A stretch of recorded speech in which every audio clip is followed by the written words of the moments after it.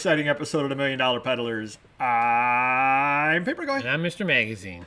And it's Saturday, which is everybody's favorite day of the week because it's not a work day for a lot of people, although for us it is, and for you it is too, so strike that from the record. And we give BOLOs, things that sold on eBay, give a little background on them, give hopefully a little entertaining story about them, tell you why they sold, sometimes tell you why they should have sold quicker if we weren't idiots. And you are? Mr. Magazine. I got the big warehouse, all the employees, all the listings. And Larry Bird. Oh, you don't. You know what you don't have? A Larry Bird Boston Celtics hand-signed lithograph. Correct, not anymore. But I had it for a while. I had it for $200. It didn't sell. I get a lot of low offers. Finally sold it, I think, for $125. Just had to move on with it, I think. For some reason, certain pieces of Larry Bird is very common. He doesn't go for much money like you would think, like back in the day, but he still sold. It's only 250 of them. What it could be is I'm looking at that, and that's not an overly attractive. Right, they didn't crop it and anything like that. Well, no, I'm not even saying that. Just the picture itself. The picture itself, yeah. The item itself is not an overly attractive item. Yeah, I thought it was Jack Sickman when I first looked, but what do I know? That's a nice reference there. Yeah. And you're right. Yeah. Sadly, I got it, and I agree with you. But again, I guess one thing when you're looking out there, something like this is always going to have value because it is a signed Larry Bird item with a certificate of authenticity. Yep. But what you got to ask yourself when you're out there looking at it is, does somebody want to put this up on their wall? Right. And this is not a particularly attractive item, and so yes, it does have the value because of the autograph, but don't go pay a premium on it because, again, somebody's not going to look at it and go, wow, I need that on my wall. That's just really attractive. I mean, maybe a Lakers fan bought it. He's going to use it for target practice. There you go, dartboard. There you go. Yeah. All right. Moving on. 2017 Topps Bill Goldberg, the wrestler. Certified autograph card. It's autographed and certified from PSA. I think I got the 133 out of it, so it doesn't look like much, but wrestling's hot, graded cards are hot, and so are authentic autographs. Now, what would something like that cost? Does it cost more to get an autograph authenticated than a card? Or? So if you're getting the card graded and the card authenticated, it's double. If you're going to get it graded, it's one price. If you're going to get it just authenticated for the autograph, it's one price, that's what this is. Oh, okay. So there's no grade on this card. It's just the autograph's authentic. Oh, okay. But sometimes if people have like a mint card, say the card could be a 9 or a 10, you might pay the double because then if it's graded high and it's an autograph, the autograph is graded high. I was just going to say you can get the autograph super graded. premium. Sure. Now, does it cost a different price to get the autograph itself graded versus authenticated? I think depending on who it is. So, there might be people in this tier, say a B-level athlete or a star or something like that, might be $25 to $50. But then if you had a Mickey Mantle, Will Chamberlain, anyone like Babe Ruth, then it's going to cost more to authenticate. Okay. There's a lot going on there with the grading. Exactly. And that's why I did not get George Mikan's basketball authenticated. Oh, that's all that goes for? Well, it wasn't authentic. I got it I got it signed in person, so I knew it was real. He came to a show when I was a little kid.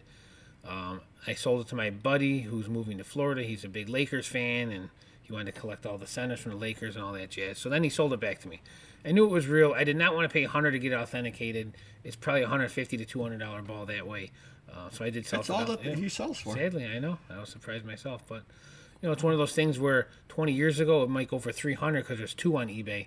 Now you got 20 on eBay. So, supply and demand. And that is why Nick Bonacani only sold for $90. We have a pattern here. But it does have PSA DNA certification on it. It's got the sticker and the card. But still, again, if you had to go to a show, say we just had a local show where there's celebrities and athletes at, he's got to be a $75 autograph.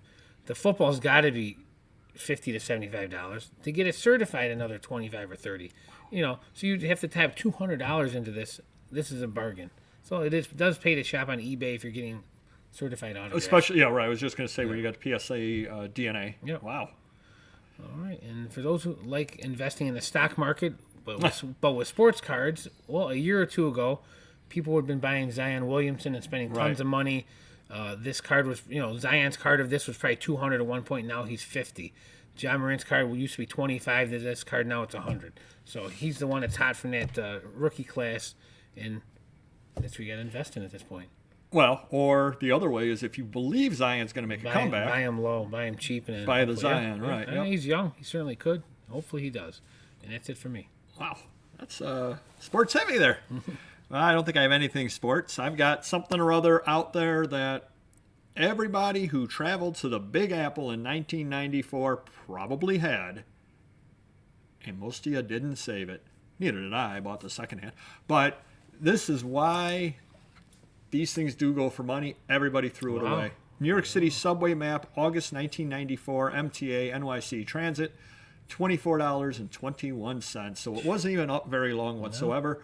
They had to make. I'm sure they made these in the millions whatever. Yeah. Right. And they put them out regularly because this is August '94. They probably put them out monthly.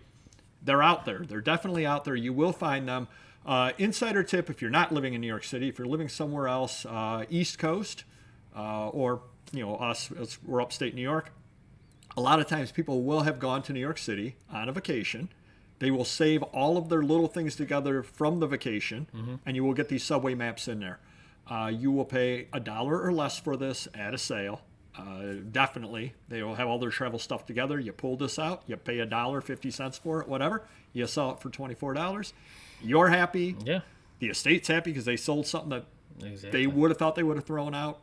And the buyer's obviously happy because where else is the buyer going to get it? Exactly. So that is win-win-win, the very rare win-win-win magazine. Next item we have over here. This actually came in... do you remember the deal that I talked about where I was, we talked about it on the live show Wednesday, 7:30 p.m. Eastern, where the gentleman offered me all of the books he had left for $5. Yep.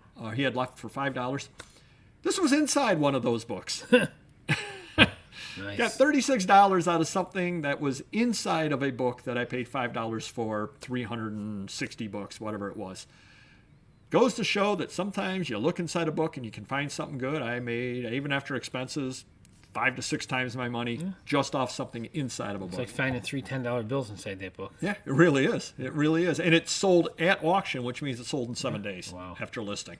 You just never know. Now, that being said, if this isn't one of a kind, it's a very rare item. Yeah. So I probably gave it away. Could be. But you know something? I got a good deal. I pass it along. That's just how I am. Next item we have up over here, IBM International Business Machines, in case you didn't know what IBM stood for, Watson Trophy Dinner Program 1963. This actually surprised me that it took 6 years to sell, but it was a poor listing. That could be part of the reason why. It also has, if you notice... rusty staples, and they didn't want to get sepsis? Get your shots. There you go. I did not list golf. I did not list the area that it was. I'm sure it was down around Binghamton, Endicott, somewhere down over there where IBM was based at. So I messed up as well in this listing. Nowadays, I probably wouldn't have written International Business Machines out. I probably would have said Endicott, New York, golf. But that being said, I did get $15 out of it. Here's the crazy part about this. Somebody overseas paid for it. Wow. They paid $15 to get this shipped to them. Good for them. Well, where else are they going to get one? Yeah. I'm sensing a theme on that as well.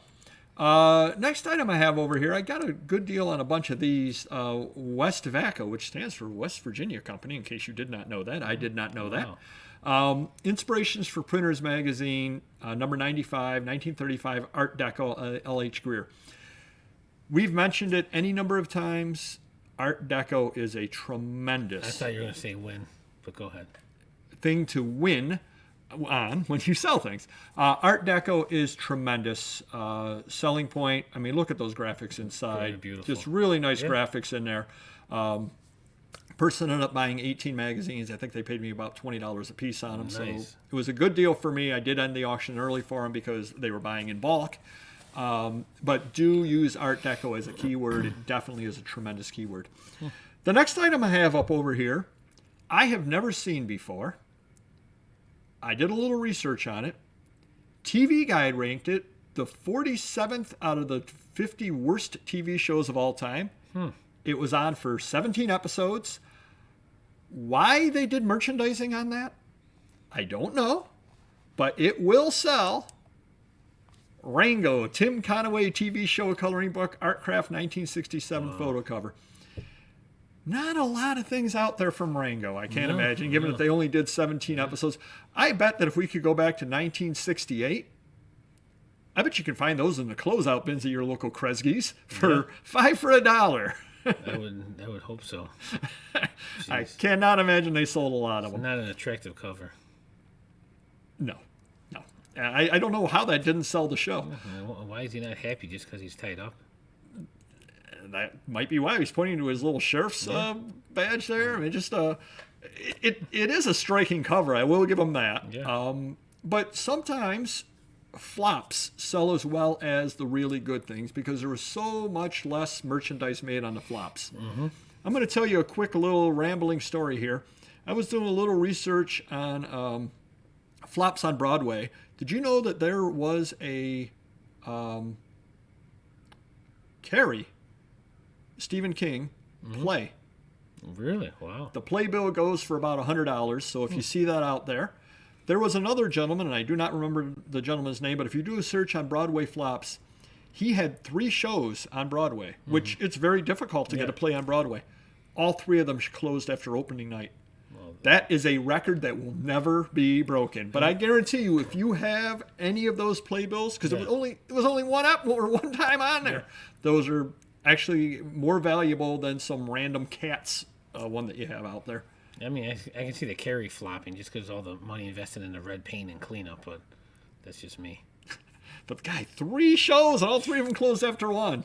No other reseller gives you insider tips like these. Their shows, I guarantee you that. Angelite Prison News Magazine. Wow. Have you ever had something like that? No, I wish I had, though. $42. Wow. July 1980, Louisiana State Penitentiary. Take a look at the condition. Front cover is detached on it. I bought this from the gentleman that buys magazines on eBay and wholesales them out to me. He paid $2 for this. I know that because I went and did research. And guess what came up on Terapeak? This magazine. He paid $2 for this magazine. By itself? Plus shipping? I believe he probably bought some other things from the gentleman, so he got a deal on shipping. But yeah, the magazine was a $2 magazine on eBay with a poor listing. Yeah. It was a $42 sale with not so much a better listing because there isn't a lot you can say about it, but marketed as such and asking a higher price because I said, how many of these can possibly be out there? So don't be afraid to ask a high price on something. Check this magazine. Check Angelite 1980 on Terapeak, and you'll see 2 of them sold. One for $2 and one for $42. Mine was the 42. Yes. In case you weren't paying attention. Win. Next item we have up over here. Have you ever sold Code magazine? Does not look or sound familiar. I guess today's lesson is when you see obscure magazines out there, buy them and ask price on them. Yeah. Code. Now, I did not say magazine because I ran out of space. Because there were so many other good keywords. Sure. February 2000, Lawrence Fishburne, Martin Luther King Jr., Ralph Ellison. Kind of interesting when you take a look at it over here, somewhere on here. It's really interesting. Who killed Martin Luther King Jr.? And it went into the whole theory that James Earl Ray was not the killer, that he was set up. That might have been what sold it. Might have been Lawrence Fishburne's Smiling Mug. I'm not certain. But got $38 out of this on a magazine that you just don't find out there. Yeah. It's not a common magazine. Wow. So do find the uncommon magazines. And this also was listed in 2022, so it sold fairly quickly. And as the rains start coming down, the last item I have up over here is yet another uncommon magazine. Have you sold Gentry magazines? It sounds familiar. These are actually very, very well done magazines. A lot of people sell them cheap. For $20, $25 don't. They're actually very well-made magazines. They've got advertisement with swatches of fabric. It's a very well-done magazine. This one I actually listed, and it got more at bid. Somebody made me an offer right after it went up, and I took it. Wow. 74, I think they offered me 85 on it. Take a look at this. How cool is that? Very cool. A nice little article about Ty Cobb with a facsimile of a T206 card. I had others, Gentry magazines, and I was asking $54 on it. I saw this. This jumped out at me.